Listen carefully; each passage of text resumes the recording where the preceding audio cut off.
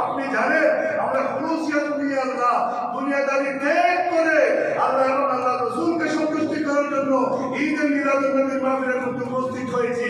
আল্লাহ এই ঈদে মিলাদুন নবীর মাহফিল কিয়ামতের ময়দানে আমাদেরকে নাজাতের উসিলা করার তৌফিক দান করুন।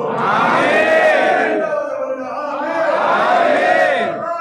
যে আবু লাহাব কাজটা কাফের ছিল, সে শুধু একজন ছয়বাবাদিকে বাকিরা এসেছে সেই খবর পেয়ে খুশিতে আত্মহারা হয়ে আমার বাতিদার সুসংবাদ তুমি আমাকে দিয়েছো। ও ছয়বাবাদি, তোমাকে আজকে আমি আজাদ করে দিয়েছি।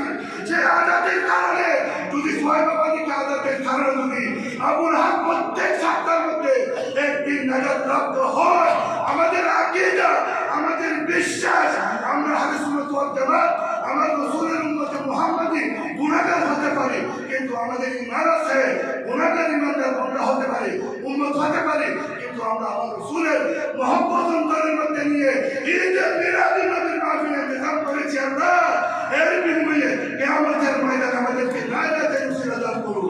আমিন। ইয়া রাসূলুল্লাহ, ইয়া রাসূলুল্লাহ মুস্তাকিম জিন্দাবাদ। আল্লাহ আমাদেরকে কবুল করুন। আমিন।